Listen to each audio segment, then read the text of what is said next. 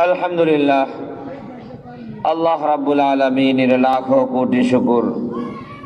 আল্লাহ রাব্বুল আলামিন এক জামাতকে মাহফিল আয়োজনের তৌফিক দিয়েছেন, আরেক জামাতের উলামায়ে কেরামকে দ্বীনি কিছু কথা বলার তৌফিক দিয়েছেন।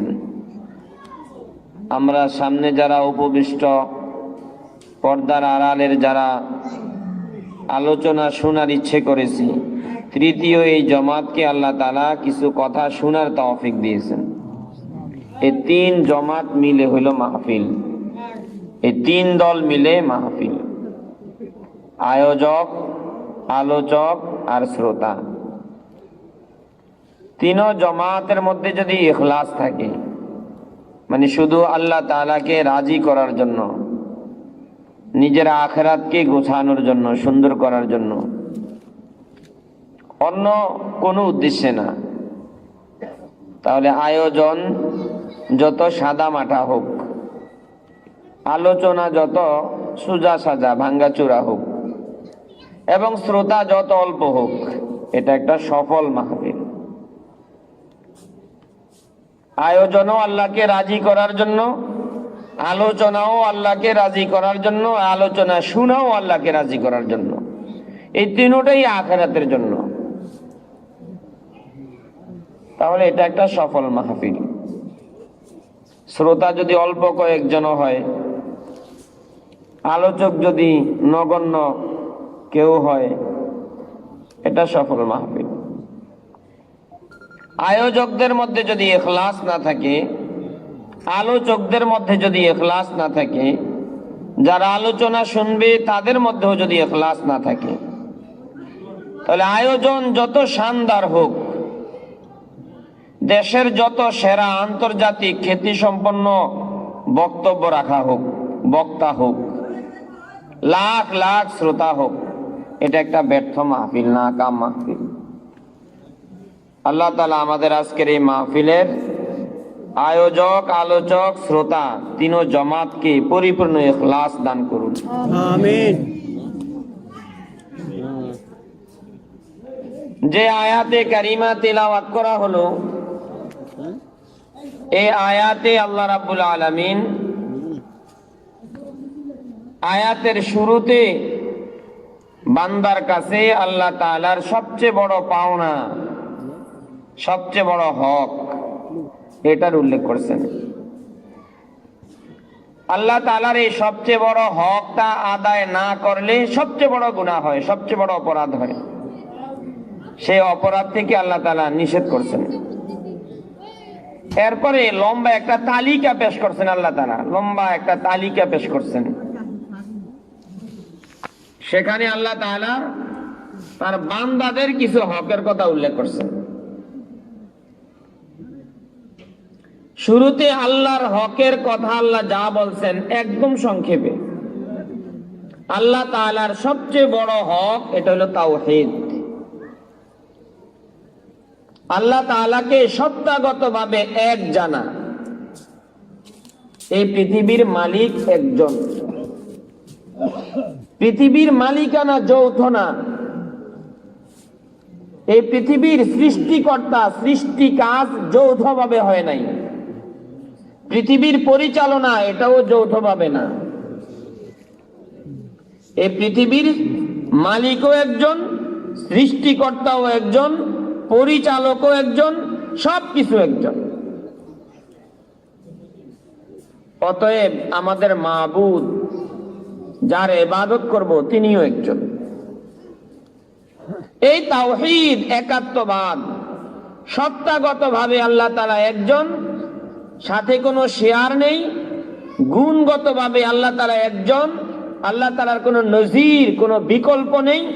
এবং মাবুদ ও আল্লাহ তাআলা একজন, আমাদের দ্বিতীয় কোনো মাবুদ নেই।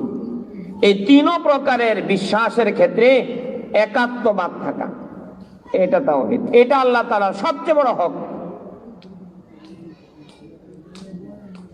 এই হকটা ছাড়া আল্লাহ তাআলার আর যত হক আছে, নামাজ আদায় করা এটা আল্লাহ তাআলার একটা হক, রোজা রাখা এটা আল্লাহ তাআলার একটা হক, যাকাত আদায় করা এটা আল্লাহ তাআলার একটা হক, এরকম যত হক আছে পুরা দিন শরীয়তের উপরে চলা, এই হকগুলো কোনো বান্দা যদি আদায় না করে অনেক বড় গুনাহ হবে, অপরাধ হবে, কথা ঠিক।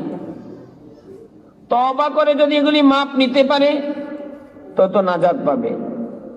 তওবা না করে যদি আল্লাহ তাআলার এসব হকের অপরাধ গুনাহ নিয়ে কবরে যায়, কিন্তু তার তাওহীদ ঠিক ছিল, আল্লাহ তাআলার এই হকটা তার ঠিক ছিল, আল্লাহ তাআলা চাইলে নিজ দয়ার গুণে মেহেরবানি করে তাকে আল্লাহ তাআলা ক্ষমা করতে পারেন ইচ্ছা করলে। কিন্তু তাওহীদ নামক আল্লাহ তাআলার যে হক আছে, একাত্মবাদ, ঈমান এবং আকীদার বিষয়ে আল্লাহ তাআলার এই হক, এটা সবচেয়ে বড় হক। এটা যদি অনাদায় থাকে, কোন বান্দা যদি শিরিকের গুনাহ নিয়ে কবরে যায়, আল্লাহ তাআলার কাছে যায়, শিরিকের গুনাহ দুনিয়াতে পাক সাফ করে যাইতে পারে নাই, আল্লাহ তাআলা অনেক কড়া কঠিন ঘোষণা দিচ্ছেন যে আমি এই অপরাধটা আমি ছাড় দিব না, এই গুনাহটা আমি ছাড় দিব না।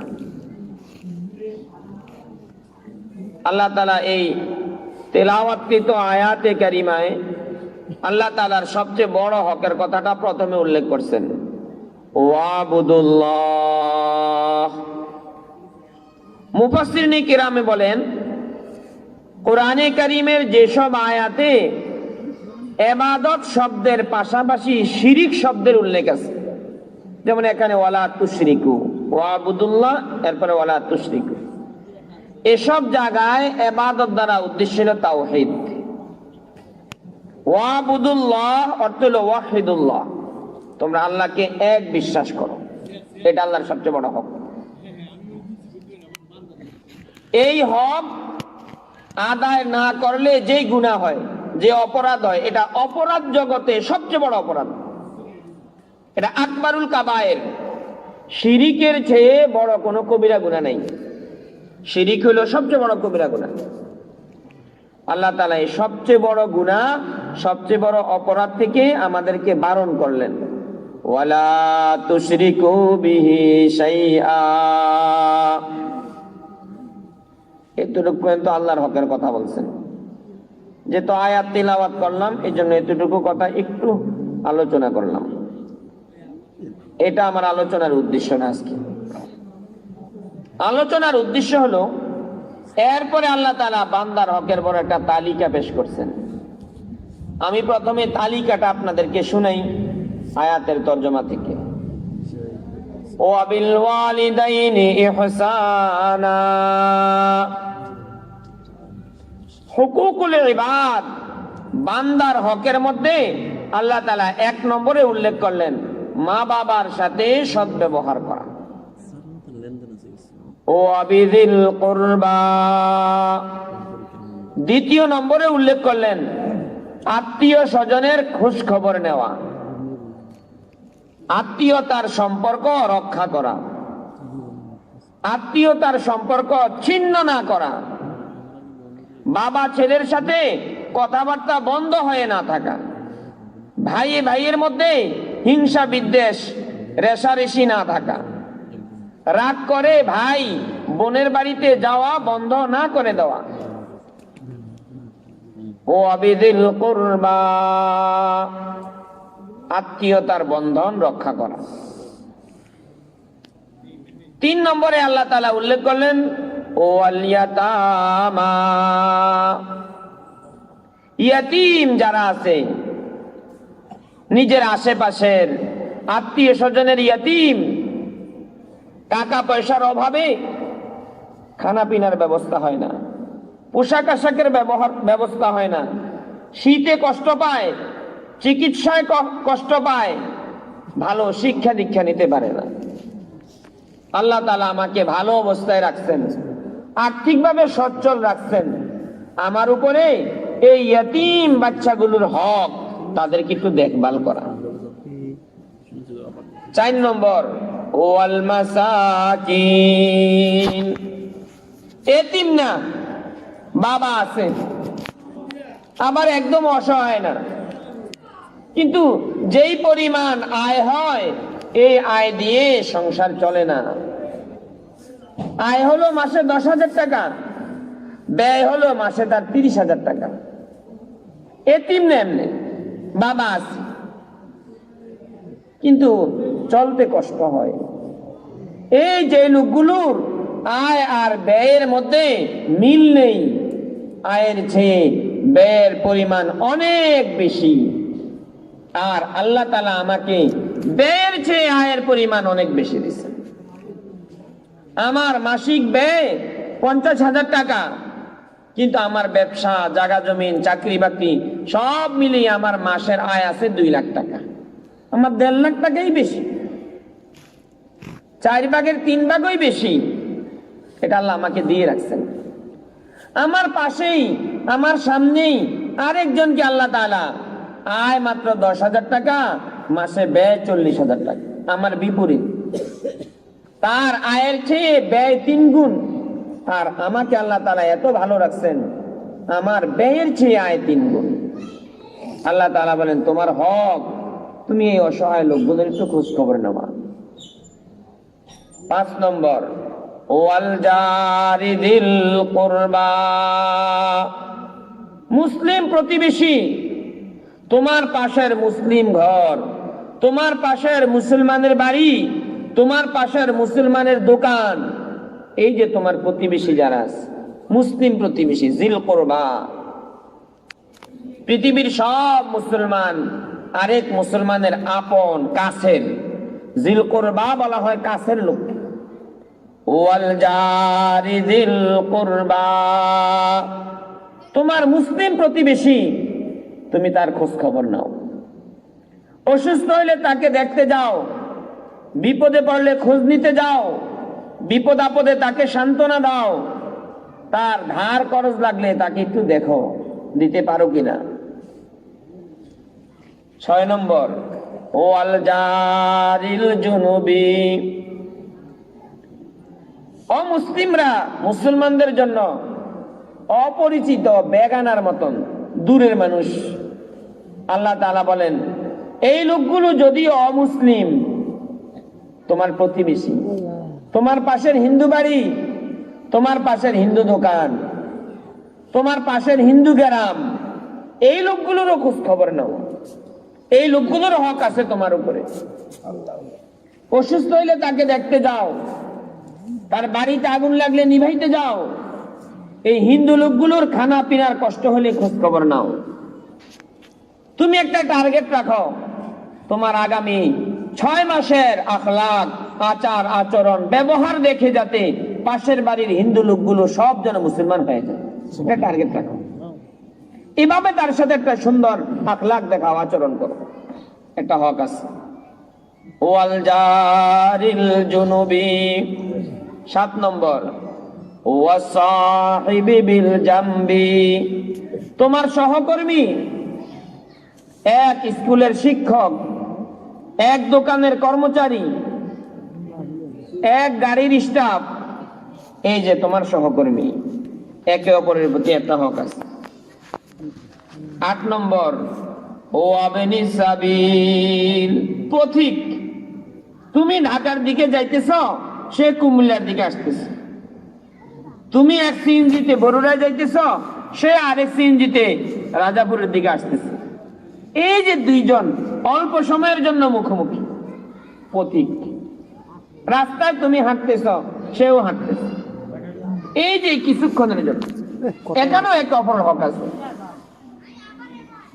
সর্বশেষ, ওয়ামা মালাকাত আইমানুকুম, এটার আমাদের বুঝার জন্য সাদামাটা তরজমা, তোমার অধীনস্থ, তোমার অধীনস্থের তোমার উপরে হক আছে। তুমি বাবাকে জিজ্ঞেস করবেন, ছেলে মেয়ের সন্তানের হকগুলো কতটুকু আদায় হলো, হাসরের মাঠে জবাব দিতে হবে। দাদাকে জিজ্ঞেস করবেন, নাতি নাতনিদের হক কতটুকু আদায় হলো। শিক্ষককে জিজ্ঞেস করবেন, ছাত্ররা তোমার অধীনস্থ, তাদের হক কতটুকু আদায় করেছে। প্রধানমন্ত্রীকে জিজ্ঞেস করবেন, এ দেশের জনগণ তোমার অধীনস্থ, তুমি তাদের হক কতটুকু আদায় করেছো।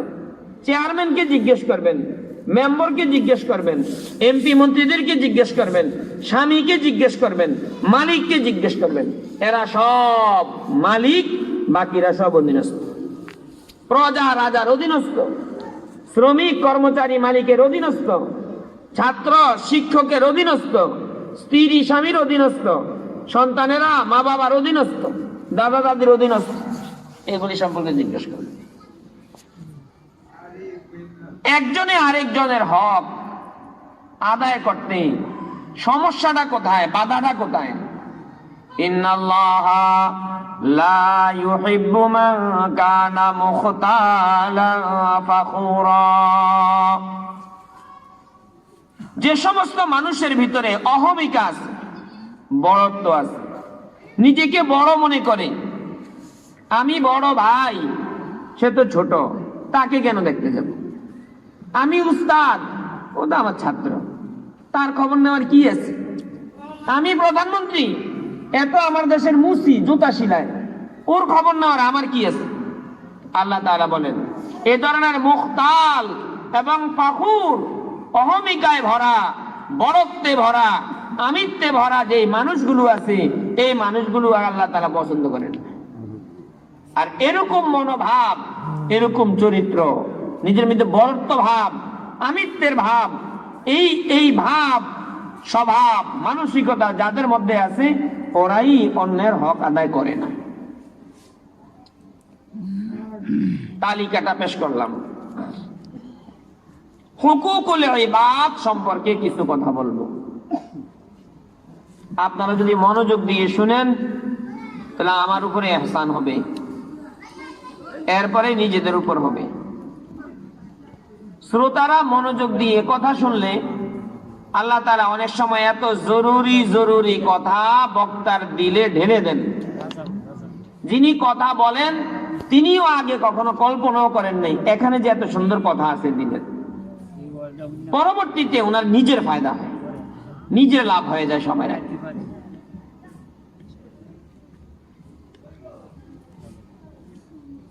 হুকুকুল ইবাদ, আমরা সচরাচর বলি বান্দার হক, আল্লাহর হক, বান্দার হক। আল্লাহর হক সম্পর্কে সজাগ সচেতন, খুব যত্নশীল, গুরুত্ব দেয়, এরকম দিনদার মানুষ আলহামদুলিল্লাহ অনেকে আছে, যায় আছে। নামাজ, নিয়মিত নামাজ পড়ে, রোজা রাখে, কোরআন তেলাওয়াত করে, তাহাজ্জুদ গুজার, সকাল বিকালের 6 তাসবিহ ঠিক আছে, সব কিছু ঠিক আছে, কিন্তু দিনের বুঝ নাই, দিনের বুঝের অভাব, দিনকে ভালোভাবে চিনে নাই, দিন বুঝে নাই, শরীয়তকে শিখা হয় নাই, যার কারণে হুকুকুল ইবাদ সংক্রান্ত, বান্দার হক সংক্রান্ত এত গুনাহে লিপ্ত, এত গুনাহে জড়িত, এত গুনাহে জড়িত। তাহাজ্জুদ গুজার এই লোকটা, আল্লাহর ভয়ে নিয়মিত চোখের পানি আসে যার, এই লোকটা এই গুনাহগুলোকে গুনাহই মনে করে না, জানা শোনা নেই হুকুকুল ইবাদ সম্পর্কে। হুকুকুল ইবাদ কি? বান্দার হক। বান্দা বলতে কি? আমার কাছে হক পাওনা, হুকুকুল ইবাদ, এটা ইবাদ বলা হয়, আব্দুনের বহুবচন, বান্দা। আল্লাহর কোন বান্দারা আমার কাছে হক পাওনা? এখানে বান্দা অর্থ কি, ইবাদ অর্থ কি? এই জায়গায় এই শব্দের মধ্যে হুকুকুল ইবাদ, ইবাদ অর্থ শুধু মানুষ না, বান্দা না, ইবাদত তো আল্লাহর মাখলুক। হুকুকুল ইবাদ মানে হুকুকুল খালক, গোটা সৃষ্টি জগতের হক। বান্দা বললে তো শুধু মানুষ বুঝাইবে, মানুষের জিন বুঝাইবে। মানুষের জিন না, শুধু আল্লাহ তাআলাকে ছাড়া আর যত কিছু আছে, গোটা কায়নাত, সৃষ্টি জগৎ, গরু, ছাগল, হাঁস, মুরগা, তরুলতা, আসমান জমিন, গ্রহ নক্ষত্র, জিন, ইনসান, ফেরেশতা যা আছে সব আল্লাহকে ছাড়া। এগুলি সব আল্লাহর মাখলুক, এগুলি সব আল্লাহর আব্দ ইবাদ, সব এগুলি আল্লাহর বান্দা, এগুলি সব আল্লাহর গোলামি করে, সব এগুলি আল্লাহর ইবাদত করে। ইউসাব্বিহু লিল্লাহি মা ফিস সামাওয়াতি ওয়া মা ফিল আরদিল মালিকিল কুদ্দুসিল আজিজিল হাকীম। আসমান জমিনে যা কিছু আছে সব কিছু আল্লাহ তাআলার ইবাদত করে, তাসবিহ পড়ে, নামাজ পড়ে, আল্লাহর কাছে দোয়া করে, আল্লাহর কাছে আনুগত্য প্রকাশ করে। সবগুলো আল্লাহর ইবাদত, সবগুলো আল্লাহর ইবাদত করে। এজন্য সব মাখলুক আল্লাহর আব্দ। খাক বাদো আবো আতিশ বান্দা আন, খাক বাদো আবো আতিশ বান্দা আন, বা মানু তো মুর্দা বা হক জিন্দা আন, বা মানু তো মুর্দা বা হক জিন্দা আন। মাটি, বাতাস, আগুন, পানি, এগুলি সব আল্লাহর বান্দা, এগুলি সব আল্লাহর ইবাদত করে। খাক বাদো আবো আতিশ বান্দা আন, বা মানু তো মুর্দা বা হক জিন্দা আন। আমার আর আপনার সামনে এই মাটি এটাকে মরা মনে হয়, গাছ এটাকে মরা মনে হয়, জড় পদার্থ এটাকে মরা মনে হয়, এগুলি সব আল্লাহ রাব্বুল আলামিনের সামনে জিন্দা রূহওয়ালা, যেটার যেমন রূহ দরকার এটার ভিতরে এমন রূহ আছে। খাক বাদো আবো আতিশ বান্দা আন, বা মানু তো মুর্দা বা হক জিন্দা আন।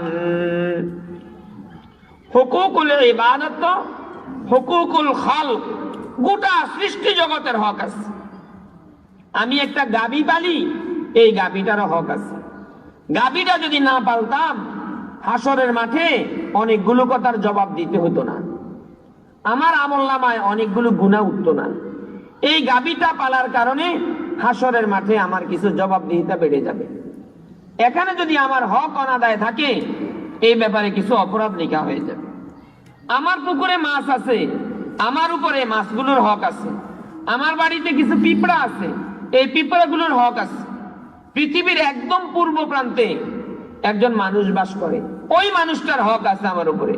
পৃথিবীর একদম পশ্চিম পাশে যেই জায়গার কথা আমি শুনিও না, জানিও না, কে আছে ওখানে তাও শুনি না, জানি না, ওই লোকটারও হক আছে আমার উপরে।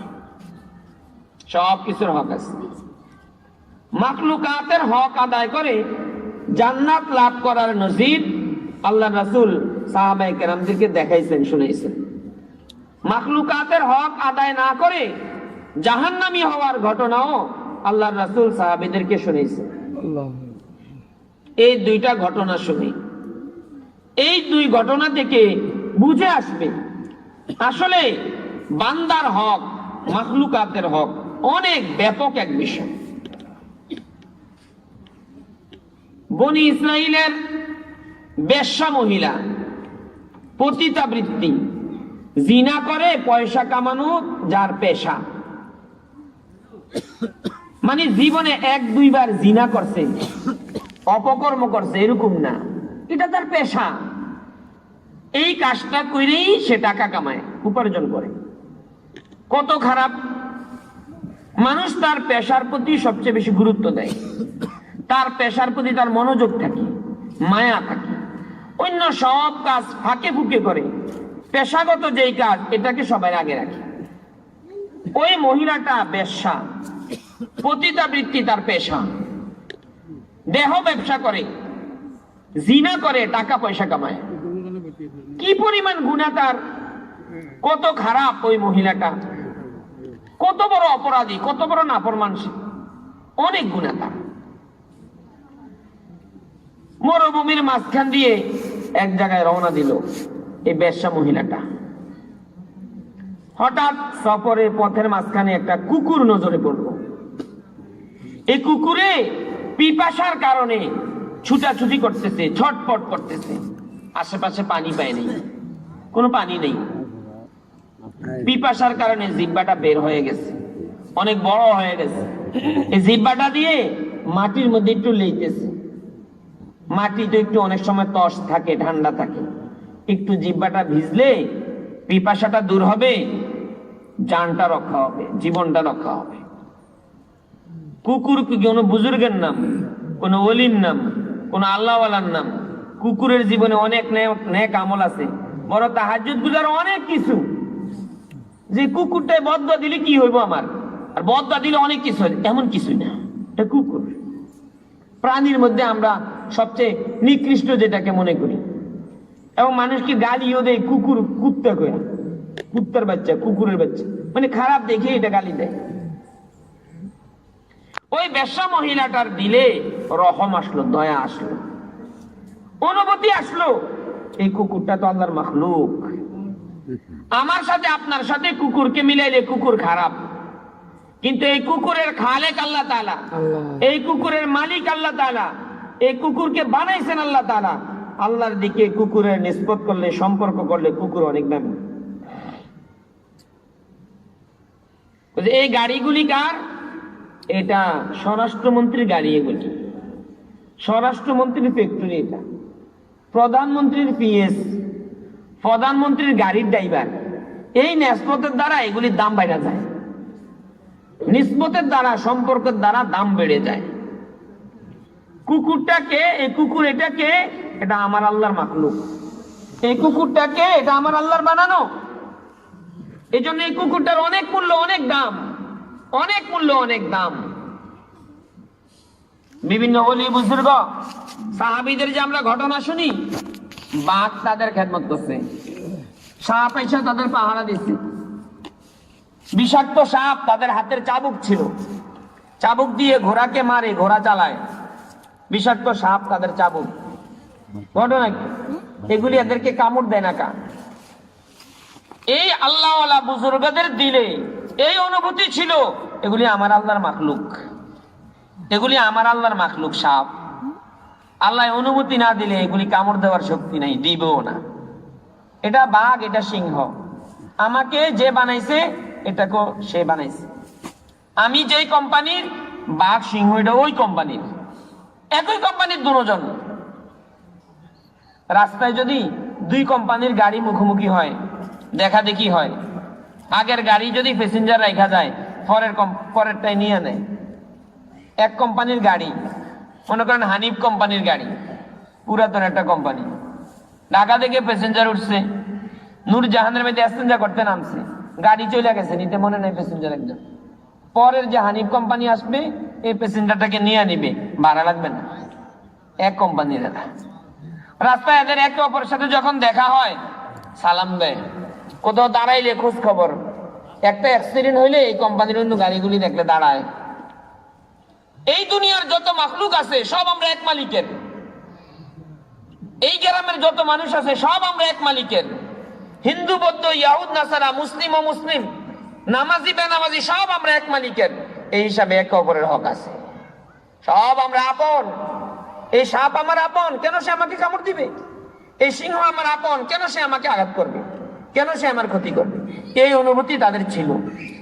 কারো ভিতরে যদি কোনো অনুভূতি থাকে, এই অনুভূতি অটোমেটিক আশেপাশের মাখলুকাত এগুলির ভিতরে প্রভাব পড়ে, এগুলির ভিতরে প্রভাব পড়ে। পাখি শিকারী যারা, আজকে পাখি শিকারের জন্য রাইফেল নিয়ে যায় নাই। অনেক পাখি আজকে, এখন একটা পাখি সামনে পড়ে, ওখানে একটা সামনে পড়ে, ওখানে একটা সামনে পড়ে, পরের দিন রাইফেলটা নিয়ে গেছে, পাখি শিকার করবে। এই যে রাইফেল নিয়ে পাখি শিকারের নিয়তে নামছে, তার এই মনের ভাবটা পশু পাখির উপরে পড়ে। আজকে পাখির দেখা করে না, এটার প্রভাব পড়ছে। সব এগুলো আল্লাহ তাআলার মাখলুক। এই অনুভূতিটা ওই বেশ্যা মহিলার দিলে জাগ্রত হয়েছে। মহিলাটা চতুর্পাশে ছুটাছুটি শুরু করছে পানির সন্ধানে, একটু পানি নিয়ে পাওয়া যায়। অনেক খোঁজাখুঁজির পরে একটা কূপ দেখলো, কূপ অনেক নিচে পানি। কূপের আধুনিকায়নে হইলো আমাদের দেশে টিউবওয়েল। আগে কূপ অনেক বড় করে গর্ত করত, 200-250 হাত নিচে পানি। ওই পানিটা একটা বালতির মাথায়, বালতিতে রশি বাইদা তুলতো। এবার এত বড় গর্ত করে না, গর্তটা ছোট করে এটার ভিতরে বালতি আর রশির বদলায় পাইপটা ঢুকায় দেয়। এবার সাইপা সাইপা পানি তোলে। কল, কূপের আধুনিক রূপ। অনেক বড় গর্ত, অনেক নিচে পানি। মহিলাটা কূপের পাড়ে দৌড়ে গেলেন, গিয়ে দেখে এখানে কোনো পানি তোলার মতন কোনো বালতি নেই, রশিও নেই। তাড়াতাড়ি মহিলাটা পায়ের মধ্যে চামড়ার মোজা ছিল, কাপড়ের মোজা না, চামড়ার মোজা যেগুলির উপরে মাসে করা যায় পা ধোয়ার পরিবর্তে, সুবিধা অনেক। এই চামড়ার মোজা খুলছে পায়ের থেকে, চামড়ার মোজার ভিতরে পানি আটকায়, পানি উঠানো যাবে এটার ভিতরে করে, প্লাস্টিকের পাত্রের মতো। এখন রশির কি ব্যবস্থা হবে? নিজের ওড়নাটা ছিঁড়ছে লম্বা করে এক পাশে দিয়া, গিড়া দিছে, লম্বা রশি বানাইছে, চামড়ার মোজার এক পাশে বাঁধছে, কূপে ফেলছে, পানি তুলছে, পিপাসিত কুকুরের মুখে দিছে। কুকুরের পিপাসা দূর হয়েছে, কুকুরের জীবনটা রক্ষা পাইছে। একটা খেদমত করছে। কত ছোট খেদমত, কত ছোট খেদমত! এর চেয়ে বিশাল বিশাল খেদমত করে ফেলি আমরা মা বাবার জিয়াফতে 2-2.5 লাখ টাকা খরচ করে। এই কুকুরের মুখে পানি দিয়া যে ফায়দাটা হয়েছে, আমরা 4-5 লাখ টাকা মা বাবার জিয়াফতে খরচ করে বিন্দু পরিমাণ ফায়দা হয় না। ওই যে তার মনোভাব, ওই যে তার মানসিকতা, ওই যে তার ইখলাস। আমার মালিকের একটা মখলুক পিপাসায় কষ্ট পাবে, আমাকে তো আল্লাহ তাআলার সামনে জবাব দিতে হবে। আল্লাহ তাআলা তার এই আমল দেখি, বেশ্যা মহিলায় কুকুরের মুখে পানি দেওয়ার এই আমল দেখে আল্লাহ তাআলা এত রাজি হয়ে গেলেন, এত খুশি হয়ে গেলেন, মুহূর্তের মধ্যে বেশ্যা মহিলার জিন্দেগীর সব গুনাহগুলো মাফ করে দিয়ে আল্লাহ তাআলা এই বেশ্যা মহিলাকে জান্নাতীদের তালিকাভুক্ত করে দিলেন। হক আদায় করে, মাখলুকাতের হক আদায় করে, অন্যের হক আদায় করে। মানুষ যে জান্নাত কামাই করতে পারে, আল্লাহ তাআলার নৈকট্য লাভ করতে পারে, আল্লাহর কাছে পৌঁছতে পারে, আল্লাহর কাছে পৌঁছতে পারে, এটার বড় এক নজির। এটা বড় এক নজির। একজনে লাখ লাখ টাকার মেহমানদারি করেও এত নেকি পায় না। আরেকজন গরিব বেচারা খানা খাইতে বসছে, বিড়ালটা আইসা খানা খুঁজতেছে মেও মেও করে, দিলে একটা মায়া যাচ্ছে, দয়া যাচ্ছে, সুন্দর কইরা ভাত তরকারি একসাথে লবণ দিয়া মাইকা একটা লোক বিড়ালের সামনে দিচ্ছে। এই কাজটা বড় কথা না, তার এহসাস, তার অনুভূতিটা বড় কথা। দেওয়ার পরে বিড়ালটার ক্ষুধা নিবারণ হয়েছে, বিশাল এক আমল করে ফেলছে, অনেক বড় এক আমল, অনেক বড় এক আমল। নবীজির এই ঘটনা থেকে বোঝা যায় হুকুকুল ইবাদ মানে শুধু মানুষের হক না, হুকুকুল ইবাদ মানে আল্লাহর সব সৃষ্টির হক। বান্দার হক অনাদায় করলে যে গুনাহ হয়, নবীজি এর আরেকটা উদাহরণ শোনান, ঘটনা শোনান। বনি ইসরাইলের আরেক লোক ভালো মানুষ বিড়াল একটা বাড়িতে বাইধা রাখছে, নিজের বাড়িতে একটা বিড়াল বাইধা রাখছে।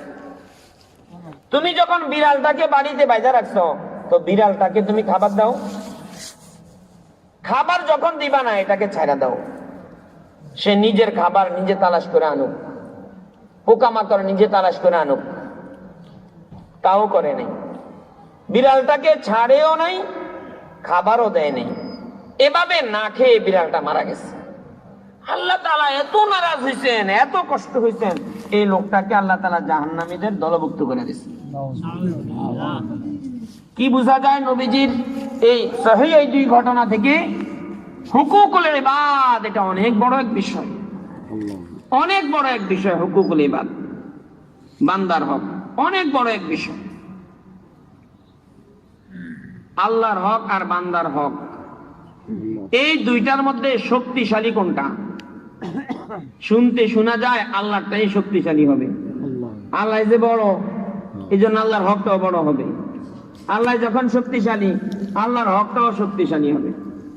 না, শক্তিশালী এবং বড় শরীয়তের পক্ষ থেকে, ইসলামের পক্ষ থেকে আমাদের উপরে তাকিদ, গুরুত্ব বান্দার হকটা আদায় করার প্রতি বেশি। তিরমিজি শরীফের এক হাদিস থেকে বোঝা যায়, নবীজি একদিন সাহাবীদেরকে প্রশ্ন করলেন, তোমরা বলো দেখি তোমাদের মাঝে সবচেয়ে বড় হতভাগা কে, সবচেয়ে বড় দুর্ভাগা কে? বিভিন্ন জন বিভিন্ন উত্তর দিলেন। কেউ কইছে সবচেয়ে বড় হতভাগা যার কোনো ছেলে মেয়ে নেই, আরেকজনের কথা তার কোনো সম্পদ নেই, বিভিন্ন উত্তর দিচ্ছেন।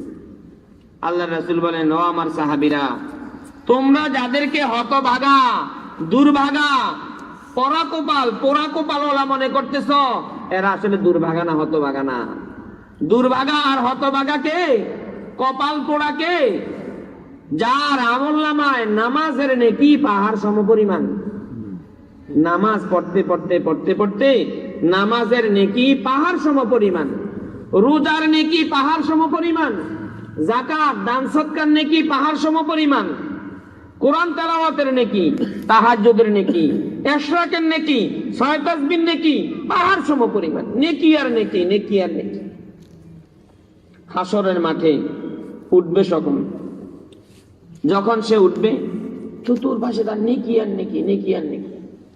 তার কাছে মনে হবে আজকের হিসাবে আমি পাস না হইলে কি, আমি জান্নাতি না হইলে কি।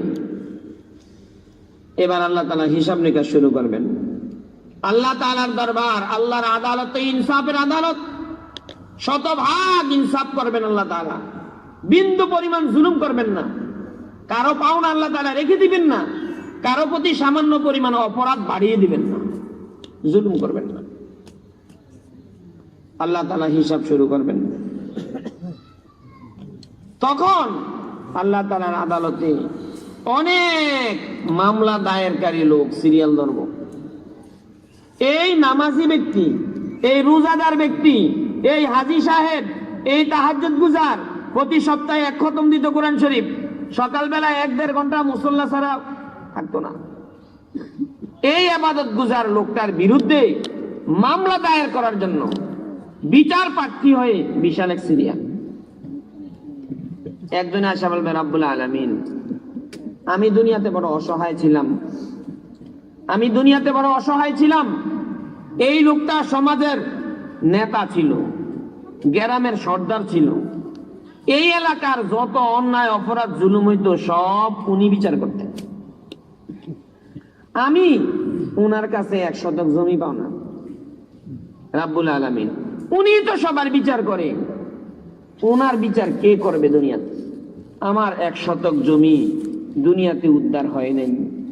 এভাবে আমিও দুনিয়া থেকে চলে আসছি, উনিও চলে আসছে। দুনিয়ার কোন আদালতে 1 শতক জমি উদ্ধার করতে পারি নাই। আমি আজকে আপনি রাব্বুল আলামিনের দরবারে আমার 1 শতক জমি আমি চাই। আল্লাহ তাআলা বলবেন, তুমি জমি দিয়ে কি করবে এখন? তার কাছে জমি পাও না, সে তোমাকে জমি দিবেই করতে কি? হাসরের মাঠে কি কারো হাতে কোনো জায়গা জমি থাকবে? করতে কি দিবি? আর কথার কথা দিল, রাজাপুরের মানুষ পুকুরের উত্তর পারে 1 শতক দিল, জান্নাতে গিয়া পুকুরের উত্তর পারের 1 শতক জমিতে কি করবে? জান্নাতে গিয়া পুকুরের 1 শতক না, পুরাটা দুনিয়া যদি দিয়া দেয়, দুনিয়ার জমি দিয়া জান্নাতে কি করবে? ফসা কান্দা জমি। দুনিয়ার ফসা কান্দা জমিতে কি করবে আখিরাতে? আল্লাহ তাআলা, আচ্ছা তুমি অপেক্ষা করো, বিচার হবে, তোমার পাওনা পরিশোধ হবে। এক মামলা দায়ের হলো, আরেকজন মামলা দায়ের করবেন, ওগো রাব্বুল আলামিন, আমি সমাজের মধ্যে বড় সম্মানিত লোক ছিলাম, মানুষ আমাকে বড় সম্মান করত, দোকানে গেলে চেয়ার ছেড়ে দিত, চায়ের জন্য আপ্যায়ন করত, অনেকভাবে মানুষ সম্মান করত। ওগো রাব্বুল আলামিন, আমার একটা গুনাহ হয়ে গেছে, একটা অপরাধ হয়ে গেছে, একটা মেয়ের সাথে খারাপ কাজ হয়ে গেছে। এই লোকটা, এই আল্লাহওয়ালা লোকটা যে নেকির পাহাড় নিয়ে আপনার সামনে উপস্থিত, সে আমার অন্যায়টা, গুনাহটা দেখছে। পরের দিন সকালে গিয়ে দোকানে বাটে, হাটে বাজারে, রাস্তাঘাটে সব মানুষের কাছে আমার এই অন্যায়টা প্রকাশ করে দিয়েছে। ওগো রাব্বুল আলামিন, আমার এই অপকর্মের কথা মানুষের কাছে প্রকাশ করার কারণে আমার যেই পরিমাণ মানহানি হয়েছে, আমার যেই পরিমাণ মর্যাদা নষ্ট হয়েছে, আমি আপনার দরবারে 100 কোটি টাকার মানহানির মামলা দায়ের করলাম। 100 কোটি টাকার মানহানির মামলা দায়ের করে। আল্লাহ বলবেন, তোমার কি মান হারা গেছে? দুনিয়ার মান, দুনিয়ার সম্মান। দুনিয়ার মান সম্মান দিয়ে কি লাভ হয়? হয়তো মানুষ একটু সইরা জায়গা দেয়, উনি আগে যাক, অথবা একটু চেয়ার থেকে উঠা বসতে দেয়, হয়তো 1 কাপ চা সাদর করে, এতটুকুই দুনিয়ার মান সম্মান। এই মান সম্মান দিয়ে কি করবা তুমি এখন? এই মান সম্মান দিয়ে হাসরের মাঠে কি করবা? না হয় তোমাকে এই মান সম্মানটা এখন দেয় হলো, হাসরের মাঠে তোমার ঘোষণা দেওয়া হলো তুমি বরুড়ার এমপি, এখন তাহলে আবু বকর আচ্ছা রাখো বিচার হবে। এভাবে আরেকজন মামলা দায়ের করবেন, ওগো রব্বুল আলামিন এই লোকের শরীরে অনেক দুর্গন্ধ ছিল, তার দুর্গন্ধের কারণে আমার কষ্ট হয়েছে, এই লোকের হাঁস মুরগার কারণে আমার কষ্ট হয়েছে, এই লোকে এত জোরে জোরে শেষ রাতে উঠা মাইক দিয়া জিকির করতো, আমার ঘুমের নষ্ট হয়েছে, ঘুমের ব্যাঘাত হয়েছে। অনেক মামলা দায়ের, অনেক মামলা দায়ের। এবার রব্বুল আলামিন বিচার শুরু করবেন, আল্লাহ তাআলা বিচার শুরু করবেন। দুনিয়ার সম্পদ কবরের ওই পারে অচল, দুনিয়ার যত সম্পদ আছে কবরের এই পারে চলে, কবরের ওই পারে অচল। টাকা পয়সা কবরের ওই পারে অচল। আরে কবরের ওই পারে টাকা চলবে কোত্থেকে? বর্ডারের ওই পারেই তো আমগো দেশের টাকা চলে না। এক দেশের বর্ডার পার হইলেই তো আরেক দেশের মুদ্রা চলে না। কবর তো হইল দুনিয়া আখিরাতের বর্ডার। দুনিয়ার জায়গা জমিন, টাকা পয়সা, ধন সম্পদ এগুলি সব ওখানে অচল। তুমি যা পাইতা তার কাছে এগুলি অচল, এগুলি দিয়ে লাভ নেই। দুনিয়ার এগুলি আখিরাতে অচল, হাসরের মাঠে এগুলি চলে না। অচলটাকে এগুলি মেয়াদ উত্তীর্ণ, মেয়াদ শেষ। নিয়ম হইল কেউ যদি কারো কাছে পাওনা থাকে, লেনদেন যেখানে হয়েছে ওখানে যদি তারা না থাকে, বিচারের সময় যেই জায়গায় বিচার হয় ওখানের যে সম্পদ আছে এই সম্পদ দিয়ে পাওনা পরিশোধ করে। সৌদি আরব থাকতে একজনে আরেকজনের থেকে 100 রিয়াল ধার নিছে, দেয় নাই যতদিন সৌদি আরব ছিল। দুজন এখন দেশে চলে আসছে, এখন একজনে আরেকজনের কাছে 100 রিয়াল পাওনা। বিচারে বসলে বিচারকরা কি বলবে? পাসপোর্ট ভিসা করে দুজন আবার সৌদি আরব যাও, যে জায়গায় আসো ওই জায়গায় গিয়ে একজন আরেকজনের 100 রিয়াল দিয়ে দাও না। রিয়াল আমাদের দেশের মুদ্রা না, কিন্তু আমাদের দেশের টাকায় রিয়ালের 100 রিয়ালের কত টাকা হয় এই মানটা তো আছে। এবার তুমি তাকে 100 রিয়ালে যত টাকা হয় আজকের দর হিসাবে হিসাব করে তারা দিয়ে দাও। ও বোঝা যায় ঘটনা যেখানে ঘটে ওখানের সম্পদ দিয়ে বিচার হয় না, বিচার যেখানে হয় এই দেশের যে মুদ্রা যে সম্পদ ওটা দিয়ে বিচার হয়। মামলা দায়ের হয়েছে হাসরের মাঠে, আখিরাতে। আখিরাতের মুদ্রা দুইটা, আখিরাতের মুদ্রা দুইটা। এই দুই মুদ্রা যার বেশি তার অ্যাকাউন্ট বড়। আখিরাতের মুদ্রা, জায়গা জমিন এগুলি দুনিয়ার সম্পদ, এগুলি যার যত বেশি সে তত বড় ধনী না। টাকা পয়সা এগুলি দুনিয়ার মুদ্রা, এগুলি যার অ্যাকাউন্টে যত বেশি সে তত বড় ধনী না। আখিরাতের 1 নম্বর মুদ্রার নাম সওয়াব, নেকি। আখিরাতের মুদ্রার নাম কি? নেকি, সওয়াব, নেকি। আমরা মুদ্রা দিয়ে কি করি? দুনিয়ার সবচেয়ে বাজে সম্পদ টাকা পয়সা। না ক্ষুধা লাগলে খাওয়ান যায়, না পিপাসা লাগলে কি পান করা যায়, না শীত করলে গাদ দেওয়ান যায়, না ঘরে পানি পড়লে চাল দেওয়ান যায়। কোন কাজে আসে টাকা বলেন? আমাদের যত জরুরত আছে দুনিয়ার, একটা জরুরত টাকা দিয়ে ঘুরা হয় না। আমাদের একটা বড় জরুরত, খিদা লাগছে কিছু খাইতে হইব, টাকা খাওয়ান যায় না। আমাদের আরেকটা জরুরত, পিপাসা লাগলে পান করতে হয়, টাকা আমাদের পিপাসা দূর করতে পারে না।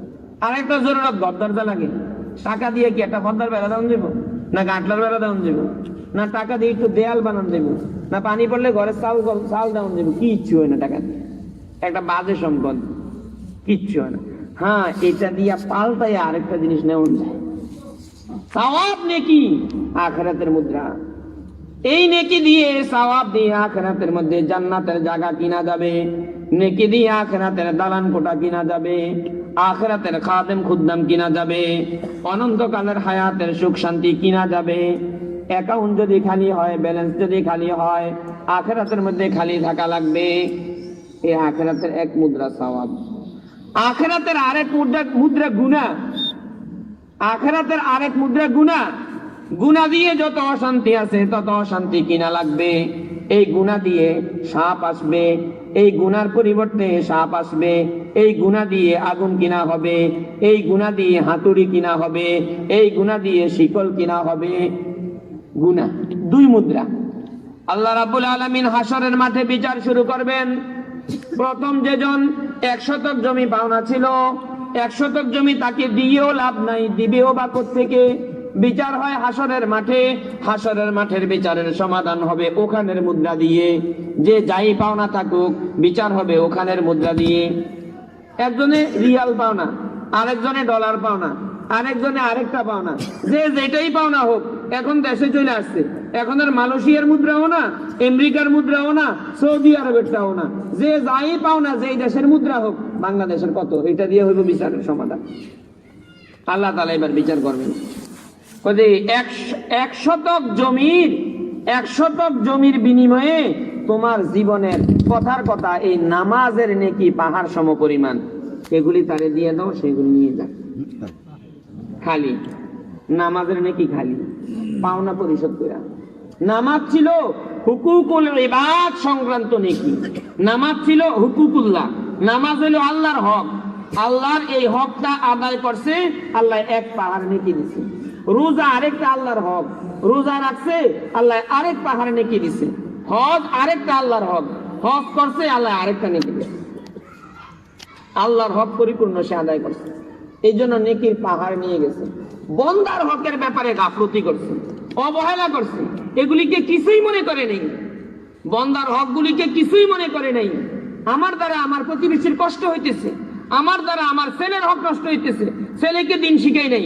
আমি শাশুড়ি হয়ে আমার ছেলের বউকে কষ্ট দিতেছি, মনে কষ্ট দিতেছি, বাবা হয়ে আমি ছেলের উপরে জুলুম করতেছি। আল্লাহ তাআলা যখন হাসরের মাঠে বিচার করবেন, আল্লাহর কাছে ছেলে বাবা, আল্লাহর কাছে শাশুড়ি বউ, সব আল্লাহর কাছে এক সমান হবে, সব আল্লাহর কাছে এক সমান হবে। বাবাদেরকেও জবাব দেওয়া লাগবে ছেলেদের উপরে জুলুম করলে, ছেলেদেরকেও জবাব দেওয়া লাগবে বাবার প্রতি জুলুম করলে, শাশুড়িদেরকেও জবাব দেওয়া লাগবে যদি বউকে কষ্ট দেয়, বউকেও জবাব দেওয়া লাগবে শাশুড়িকে যদি কষ্ট দেয়। বিভিন্ন পরিবারের ফ্যামিলির অবস্থা শুনলে এত ভয় হয়, এত ভয় হয়। কতজনের জানি নামাজ রোজার নেকি বাকি থাকে। মানুষ মানুষের সাথে যে পরিমাণ দুর্ব্যবহার, মানুষ মানুষের প্রতি যে পরিমাণ জুলুম, কয়টা বাড়ি পাওয়া যাবে জায়গা জমি নিয়ে ঝামেলা নেই, কয়টা ফ্যামিলি পাওয়া যাবে ভাই ঝামেলা নাই, কয়টা ফ্যামিলি পাওয়া যাবে শাশুড়ি তার ছেলের বউকে নিয়ে খুব ভালোভাবে আছে, সুন্দর ব্যবহার করে, কয়টা ফ্যামিলি পাওয়া যাবে? খুব কম পাওয়া যাবে। এগুলিকে গুনাহ মনে করা হয় না, এগুলিকে অপরাধ মনে করা হয় না। অথচ এই জাতীয় হক আদায় করে বেশ্যা নারীর গুনাহ মাফ হয়ে যায়, আর এই জাতীয় হক নষ্ট করে, বিড়ালের হক নষ্ট করে জাহান্নামী হয়ে যায়। আরেকজনে 1 কোটি টাকার মানহানি মামলা দায়ের করছে, তারে দিয়ে দিবে তার জিন্দেগির রোজার সওয়াবগুলো। আরেকজনের মনে কষ্ট দিছে গালি দিয়া, তারে দিয়ে দিব পুরা যাকাতের সওয়াবগুলো। আল্লাহর রাসূল বলেন, দুনিয়ার মধ্যে সবচেয়ে বড় হতভাগা এই লোকটা যে পুরা নামাজি ছিল, বড় হাজী সাহেব ছিল, যাকাত আদায়কারী ছিল, অনেক দান সদকা করত, কোরআন তেলাওয়াত জিকির আজকার সবকিছু করত, কিন্তু বান্দার হক অনাদায় থাকার কারণে বিবির মনে কষ্ট দিছে, মায়ের মনে কষ্ট দিছে, পাড়া প্রতিবেশীর মনে কষ্ট দিছে, মানুষের দোষ ত্রুটি বইলা বেড়াইতো, মানুষকে গালাগালি করত, অনেক কষ্ট দিত, ব্যবহার খারাপ ছিল, দুর্ব্যবহার করত। আজকে সে এত ইবাদত বন্দেগী করার পরেও তার ইবাদত বন্দেগী গুলি কাজে আসলো না। সব ইবাদত বন্দেগী অন্যের পাওনা পরিশোধ করতে করতে করতে করতে করতে করতে এখন খালি হাত, শূন্য হাত। এই খালি হাত, শূন্য হাত, এই লোকটা হইল দুনিয়ার সবচেয়ে বড় দুর্ভাগা, সবচেয়ে বড় হতভাগা। আল্লাহ রাসূলের এই হাদিস থেকে বোঝা যায়, তিরমিজি শরীফের এই হাদিস, আল্লাহ রাসূলের এই হাদিস থেকে বোঝা যায় আল্লাহর হকের চেয়ে বান্দার হক কত বড় গুরুত্বপূর্ণ, কত বড় গুরুত্বপূর্ণ, কত বড় গুরুত্বপূর্ণ। হযরতে ওমর রাদিয়াল্লাহু তাআলা আনহু অথবা আব্দুল্লাহ ইবনে ওমর রাদিয়াল্লাহু আনহু খানায়ে কাবার তওয়াফের সময় হজরে আসওয়াদের সামনে গিয়ে দাঁড়াইছে। হজরে আসওয়াদ ওই যে তওয়াফের পরে যেটার মধ্যে চুমা দেয় মানুষ, গুনাহ মাফ হয়ে যায়। দাঁড়াইয়া হজরে আসওয়াদকে বলে, এই হজরে আসওয়াদ, আমি জানি তুমি একটা পাথর, মাত্র পাথর, আল্লাহর মাখলুক, গুনাহ মাফ করার কোনো ক্ষমতা, কোনো শক্তি নাই তোমার, তোমার কোনো শক্তি নেই, আল্লাহর হুকুমে সব। আমি তোমাকে চুমা দিতাম না যদি মুহাম্মদুর রাসূলুল্লাহ সাল্লাল্লাহু আলাইহি ওয়াসাল্লামকে চুমা দিতে না দেখতাম। আল্লাহ রাসূল তোমার মধ্যে চুমা দিছে, নবীর ওই আদর্শ হিসাবে আমি তোমার চুমা দিতে আসছি। হজরে আসওয়াদে চুমা দেওয়া এটা সুন্নত। যত সুন্নত আমল আছে সব আল্লাহর হক। যে আমার বন্ধু, তার সাথে যেরকম সদ্ব্যবহার করতে হবে, বন্ধুর ভাই তার সাথে তো সদ্ব্যবহার করতে হবে, বন্ধুর ছেলে, বন্ধুর বন্ধু তার সাথে তো ভালো ব্যবহার করতে হবে। আমি যখন আল্লাহর হক আদায় করব, আল্লাহর বন্ধু, আল্লাহর হাবিব মুহাম্মদুর রাসূলুল্লাহ সাল্লাল্লাহু আলাইহি ওয়াসাল্লাম, মুহাম্মদুর রাসূলুল্লাহর আদর্শ মতে চলে, এটা আল্লাহর হক। এটা আল্লাহ পাও না আমাদের কাছে। আল্লাহ আমাদেরকে যে বানাইছেন, খাওয়ান, রিজিক দেন, সবকিছু দেন, এই হিসাবে আল্লাহ আমাদের কাছে পাও না। ফুকাহে কেরাম বলেন, হজরে আসওয়াদে চুমা দিতে গেলে আল্লাহর অনেকগুলো বান্দাকে কষ্ট দিয়া, ধাক্কাইয়া, হাত দিয়া ঠেলা, 2-4 জনের ফাঁড়া দিয়া, কিল ঘুষি দিয়া, তারপরে হজরে আসওয়াদে চুমা দিতে হবে। আল্লাহর হকটা আদায় হবে, হজরে আসওয়াদে চুমা দেওয়ার একটা সুন্নত আদায় হবে, কিন্তু অনেকগুলো বান্দার হক নষ্ট হবে, আমার দ্বারা অনেকগুলি বান্দার কষ্ট হবে। আমি যদি বান্দাদেরকে, আল্লাহর এই বান্দাগুলোকে যারা হজরে আসওয়াদের আশেপাশে আছে, এদেরকে যদি কষ্ট থেকে বাঁচাইতে চাই, এদেরকে যদি হক আদায় করতে যাই এদের, তাহলে ওই সুন্নতটা ছুটে যাবে। এখন কি করবে সে? আল্লাহর হক পুরা করতে গেলে বান্দারটা ছুটে যায়, আর বান্দারটা পুরা করতে গেলে আল্লাহরটা ছুটে যায়। কার হকরে আগে রাখতে হবে? দিন শরীয়ত শিখায় বান্দার হককে আগে রাখতে হবে, বান্দার হককে আগে রাখতে হবে। এটার গুরুত্ব বেশি দিতে হবে, এটার গুরুত্ব বেশি দিতে হবে। মসজিদের পাশের বাড়িতে আগুন লাগছে, যেসব কারণে ইমাম সাহেব পুরা নামাজ ছেড়ে দিতে পারবে, এরকম একটা কারণ এটা। আপনি বলবেন কি, এর ঘরটা কি বড় বড় না আমার নামাজটা বড়? এর ঘর বড় না আমার নামাজ বড়? বলে না, তুমি তোমার নামাজ লাগো, নামাজ একটু পরে বড়। ওই বাড়িতে আগুন লাগছে, তুমি নামাজ ছাড়ো। ইমাম সাহেব মুসলিম সব নামাজ ছেড়ে দিয়ে তারপর আগুন নিভে পরে এসে নামাজ। একজনের মুখে দুর্গন্ধ, অনেক মানুষ আছে এরকম, গায়ে দুর্গন্ধ, অনেক কষ্টকর বিষয়। মসজিদে নামাজ পড়া, জমাতে নামাজ পড়া কত বড় শরীয়তের বিধান, কত বড় গুরুত্বপূর্ণ বিধান শরীয়তের, জমাতে নামাজ পড়া। আল্লাহ রাসূল মনের দুঃখে, রাগে, ক্ষোভে বলছেন, আমার মন চাই যেগুলি কোনো ওজুর টোজন নাই, বিনা কারণে জমাত বাদ দিয়ে ঘরে নামাজ পড়ে, আমার মন চাই বাড়ি ঘর পুরাই দেয়। পুরুষের নামাজ আবার ঘরে নামাজ, বাড়ি ঘর পুরাই দেওয়ার ক্ষোভ প্রকাশ করছেন, রাগ দেখাইছেন। কত বড় গুরুত্বপূর্ণ বিধান জমাতে নামাজ পড়া। এখন একজন লোকের গায়ে দুর্গন্ধ, সে যদি জমাতে হাজির হয়, আশেপাশের মুসল্লির কষ্ট হয়। উনার গায়ের দুর্গন্ধে, মুখের দুর্গন্ধে উনি সুবহান রাব্বিয়াল আযীম আলা পড়লে পাশের জনের অনেক কষ্ট হয়। এই লোকগুলোকে যদি কষ্ট থেকে বাঁচাইতে যায়, জমাত ছুটে যায়। কত বড় ফজিলতপূর্ণ আমল, গুরুত্বপূর্ণ আমল। এখন সে কি করবে? আল্লাহটা আদায় করতে গেলে বান্দারটা ছুটে যায়, বান্দার হক আদায় করতে গেলে আল্লাহর হক ছুটে যায়। ফুকাহে কেরাম বলেন, এই লোক চিকিৎসা চালাইবে, চিকিৎসা হওয়ার আগ পর্যন্ত ঘরে নামাজ পড়বে, আর মসজিদে যাওয়ার আগ্রহের কারণে আল্লাহ তার জামাতের নেকি দিয়ে দিবেন। তারপরেও তার অধিকার নাই জামাতে নামাজ পড়ার, এই নেকির জন্য মসজিদে যাওয়া আর মুখের আর শরীরের দুর্গন্ধ দিয়ে মুসলিমদেরকে কষ্ট দেওয়া, এই অধিকার নেই। এর থেকে আন্দাজ হয়, অনুমান হয় বান্দার হকটা কত গুরুত্বপূর্ণ শরীয়তের কাছে। বলে এত বড় গুরুত্বপূর্ণ কারণ কি? আল্লাহর হকটাই না বড়, মনের কথা আল্লাহ যেন বড়। আল্লাহ তাআলা আলিম, আল্লাহ তাআলা হাকিম, আল্লাহর ইলম আর হিকমতের তাকাজা বান্দার হকটারে আল্লাহ প্রাধান্য দেওয়া। কারণ বাবা আর ছেলে খানা খাইতে বসছে, খানা আছে অল্প একটু, বাবাই খাইলে ছেলের হবে না, আর ছেলে খাইলে বাবার হবে না। বাবাই কি কয় ছেলে, রে তুই ছোট্ট মানুষ, বেদবি করিস না, বাঁচতে খাইতে পারবি, তুই মাত্র আইসুর দুনিয়াতে, তুই উপাস থাকান, উপাস মত, তুই আমি বড়, আমি তোর বাবা, বাবারে মুরব্বীরা সম্মান করা চাই, আর বা আমি থাকবো কতদিন দুনিয়াতে, আমি খাই, তুই উপাস থাক। এই যুগ দিয়ে যদি অল্প একটু খানা নিজে খাইলো, ছেলেরে প্রাধান্য দিল না, নিজে খাইলো। যে শুনে বলবে এটা বাবা, বাবার দয়া, বাবার জ্ঞান বুদ্ধির কাছে দাবি এইটাই, আমি একটু কষ্ট করি, আমার ছোট বাচ্চাটা খাবে। বাবার এলেম আর হিকমত, বাবার জ্ঞান আর বুদ্ধি বিচক্ষণতার কাছে যদি এই দাবি হইতে পারে, বাবা নিজের হকটা ছেড়ে দিবে, ছেলের হকটাকে প্রাধান্য দিবে। আল্লাহ তাআলার এলেম আর হিকমত কত বড়, কত বড়! ওই আল্লাহ যে শরীয়তটা দিলেন, এই শরীয়তের বিধানের মধ্যে তো দাবি এটাই যে আল্লাহ বলবে যে নামাজটা ছেড়ে দাও, ওই বাড়ির আগুন আগে নিবাও, জমাটটা ছেড়ে দাও, আমার এই বান্দাগুলোকে দুর্গন্ধে কষ্ট দিতে পারবে না, হযরত আসাদের চুমা দেওয়া ছেড়ে দাও, তারপরও কাউকে কষ্ট দেওয়া যাবে না। বান্দার হকটাকে প্রাধান্য দেবে। আখলাক, চরিত্র, সদ্ব্যবহার, এটা মানুষের শোরুমের আমল। বাজারে দোকান থাকে, একটা শোরুম থাকে, এটা গোডাউন থাকে, গোডাউন পিছনে থাকে, দূরে কোথাও থাকে, সব মালামাল ওখানে এলোমেলো করে থাকে।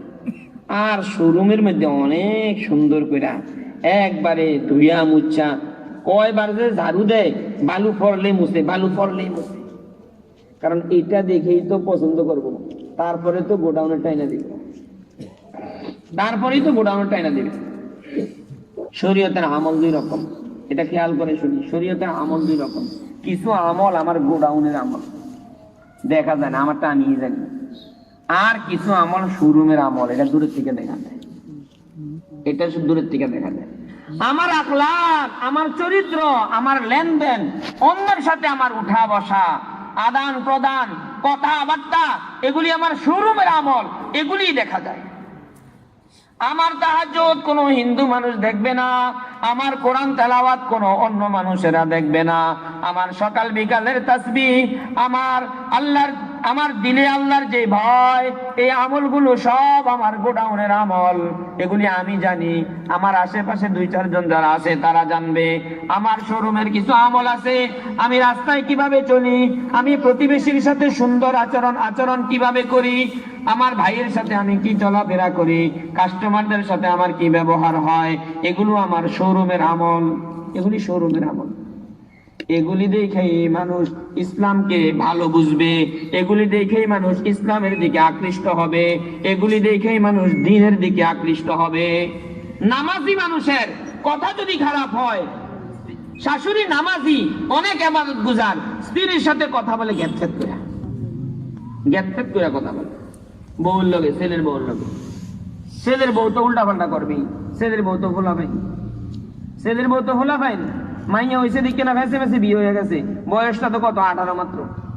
18 বছর ছেলেগুলি আমগো মাদ্রাসাত পড়ে যে সরে বেকায় হেদায় মেশকাত, এগুলির জ্বালা যন্ত্রণায় অত্যাচারে আমরা অতিষ্ঠ।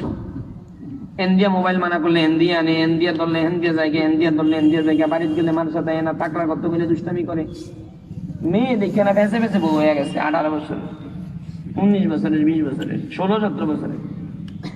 এগুলির ভিতরে কি আকর্ষণ হয়েছে? আর নিজে আমি আর আপনার 16 বছর 17 বছরের বুঝটা খেয়াল করেন, ওইটার আরো অর্ধেক করেন। আমার আর আপনার 17-18 বছরে যেই বুঝ ছিল, ওই বুঝটা আরো অর্ধেক করেন। মহিলারা না কিছু না করুন, এখন সব অর্ধেক। এটার বউ বানায় আনছে। যত নতুন বউ আছে সব খাইলা মেমোরি, কিচ্ছু নেই ভিতরে। যত নতুন বউ আছে খাইলা মেমোরি। দাদা মেমোরি একটা বাজার থেকে কিনছে, অনেক দামি, একবারে 35 GB দীক্ষা, অনেক দামি। বাজারে বাড়িতে এনে লাগাইছে টাচ মোবাইল। নাতিরি কই কি রে, আমার দাঁতে ওয়াজ বাজে না, আমার দাঁতে গজল টজলও নাই, তোর এটা দেখ তো কিছু, আমার দাঁতে তোরটার দিকে দামি। কোথাও দামি মেমোরি কিনলে লাভ হইব কি? এটার ভিতরে ফুরাইছেন নি কিছু? যত দামি মেমোরি হবে না ভিতরে ফুরাইতে হইব। শাশুড়ি যদি বউয়ের কামাই চায়, আগে শাশুড়ি বউরে খেদমত শিখাইতে হইব, শাশুড়ি বউরে খেদমত শিখাইতে হইব। আমি স্বামী স্ত্রীরে শিখাইতে হইব স্বামীর সাথে কিভাবে আচরণ করে, শ্বশুরের সাথে কিভাবে আচরণ করে, সংসারটা কিভাবে গোছায়, ঘর কিভাবে ঝাড়ু দেয়, এগুলি তাকে শিখাইতে হইব। কেউ যদি এতটুকুতে রাজি না হয়, তাহলে নিজে বিয়ে করতে, ছেলেরে বিয়ে করতে কমপক্ষে এরকম একটা মেয়ে বিয়ে করাবেন যার কমপক্ষে 5টা বিয়ে হয়েছে, 5 স্বামীর ঘর করে আসছে। হ্যাঁ হলো অভিজ্ঞ, 5 স্বামীর ঘর করে আসছে। প্রথমটাও তালাক, এরপরেরটাও তালাক, এরপরেরটাও তালাক, 5 নম্বরে 6 নম্বরে আপনি বিয়ে করবেন। এ হয়েছে অভিজ্ঞ, হ্যাঁ জানে কেমনে স্বামীর কি করতে হইব। জানে কেমনে শাশুড়ির লোক চলতে আনছেন খাইলা মেমোরি নতুন মেমোরি প্রথম দিনে বাজাইতেন বই বাজে না কা রান্না বান্না ঠিক হয় না কা আমগো কাপড় চোপড় ধুয়ে দেয় না কা উজুর ফানি আগাইয়া জল চুকি ফাইতে দেয় না কা শ্বশুরি কইতাছে ঘটনা কি মেসাকটা আগে দেয় না কা পান সুপারিটা টাইম মতো সব বাস বুঝ থাকে না এটা আমাদের ইচ্ছা আমি শাশুড়ি যে এই বয়সে বসছিলাম ভুলে যাই আর আমিও স্বামী হইয়া আমি মনে হচ্ছে একটা কিছু হয়ে গেছি আমার 18 বছরের জন্য আমি কি জ্বালানটা জ্বালাইছি আমার মা বাবারে আমার মুরব্বী করে আমার ওস্তাদ করে আমি ভুলেছি এই যে আখলাক গুলো চরিত্র এগুলি আমাদের শোরুমের আমল আর আমার তাহাজ্জুদ ইশরাকাও মানে আমার গোডাউনের আমল আমার এগুলি দেখেই মানুষকে বাড়ি নামাজি হইলে ভালো হজ করলে মানুষ ভালো হয়ে যায় আমার এগুলি দেখে মানুষ বলবে যে আলেম ওলামারা ভালো মুসলমানরা ভালো মুসলমানদের পাশে অমুসলিমদেরকে শরীয়ত থাকার অনুমতি দিছে নিয়ম নীতি মাইনা থাকলে ঘটনা কি হ্যাঁ করবো পূজা মূর্তিরে পূজা দিব আর আমরা বলে নিরাপত্তা দিব ঘটনা কি ঘটনা হলো এই হিন্দুরে বুঝতে নেই ইসলাম এর কাছে যত ইসলামের দাওয়াত গেছে বুঝে নেই এ তোমার পাশে থাক এ তোমার পাশে থাক ওই যে আগে গরুরে হাল শিখাইতো যে নতুন ডারে পুরানটার লোকে বাইন্দে দিত এমনি আটতে আটতে আটতে আটতে শিখে হয়ে যেত হাল ওই হিন্দু তোমার মুসলমানের বাড়ির পাশে থাক হিন্দু সকালবেলায় ঘুমের থেকে উঠা দেখ বাড়ি মুসলমানকে সকাল কত সুন্দর লেনদেন করছে একদিন অনেক সুন্দর কথাবার্তা সব ঠিক মুসলমানদের বিবাহ শাদী কত সুন্দর মুসলমান ছেলে সন্তানের কি সুন্দর আচরণ করে ওই বাড়ির শাশুড়িটা বউর লোকে কি সুন্দর আচরণ বউরা শাশুড়ির লোকে কি সুন্দর আচরণ বাবা ছেলের সাথে কি সুন্দর আচরণ এদের সকাল কত সুন্দর বিকাল কত সুন্দর কত মিল মোহাব্বত ভাইয়ে ভাইয়ে কত মিল মোহাব্বত স্বামী স্ত্রী কত মিল মোহাব্বত মায় মেয়ে এগুলি দেখা হিন্দুর বুঝে আসবে ইসলাম সত্য তখন হিন্দু মুসলমান হয়েছে এই রহস্যে অমুসলিমরা আমগো ভাষা রাখতে দিচ্ছে এই 1.5-2 বছর আগের ঘটনা ভারতের এক লোকাল বাসে ওই দেশের লোকাল বাসে তো ভালো এক হিন্দু তার স্ত্রীর প্রসব বেদনা হাসপাতালে নিয়ে রওনা দিচ্ছে গাড়িতে উঠছে তো কন্ট্রাক্টরে ভাড়া দিচ্ছে ভাড়াটা বড় ভাড়াটা একটু সিরা নোট আছে একটু সিরা ছিল ভাড়া ছিল আর কি হিন্দু কন্ট্রাক্টরও হিন্দু প্যাসেঞ্জারও হিন্দু এই সিরা নোটটা নেয় নেই অনেক দুর্ব্যবহার করতেছে নিবেন এটা চলবে না নিবেন এটা ওদের স্টেশন চলে আসছেন আমার এমন একটা অবস্থা তাদেরকে টাইম মতো হাসপাতালের সামনে নামতে দিবে না পাশে একজন হিন্দু ছেলে বসা যুবক বসা হিন্দু যুবকটা পকেটে থেকে একটা ভালো টাকা বের করে কন্ট্রাক্টরকে দিচ্ছে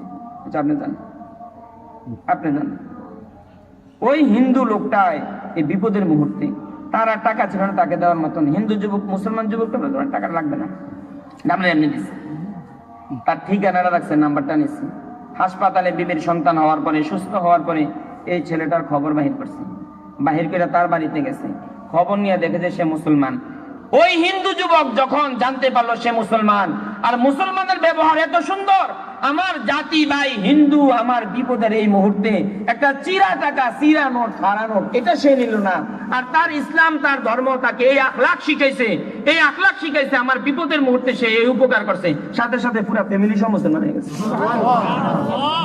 কি দেখা ওই লোকটা তাহাজ্জুদ দেখা ওই লোকটার কোরআন তেলাওয়াত দেখা না ওই লোকটার আল্লাহর ভয়ে কান্নাকাটি দেখা এগুলি তো গোডাউনের আমল আমার মুখের ভাষা আমার চলা আমার লেনদেন ব্যবসা বাণিজ্য এগুলি আমার শোরুমের আমল এগুলি দেখেই তো মানুষ ইসলামকে পছন্দ করবে এগুলি দেখেই তো মানুষ মুসলমানকে পছন্দ করবে আজকে আমার আখলাক আমার চলা চরিত্র অন্যের হকের প্রতি এত আমার অবহেলা ও মুসলিমরা বলে আগে তো ভালোই জানতাম মুসলমান করি আগে তো ভালোই জানতাম হুজুর করি আগে তো ভালোই জানতাম নামাজি করি কিন্তু বড় খারাপ আমরা বান্দার হকের প্রতি গুরুত্ব দিই আল্লাহর যতটা মাখলুক আছে প্রত্যেকটা মাখলুকের হক আদায় করি এটা ভয় রাখি এটার জবাবে যেন আমার হাসির আমাদের আটকায় না দেয় আল্লাহ তাআলা আমাদেরকে কথাগুলি বুঝার এবং আমল করার তৌফিক দান করুন সুবহানাল্লাহি ওয়া বিহামদিহি সুবহানাল্লাহ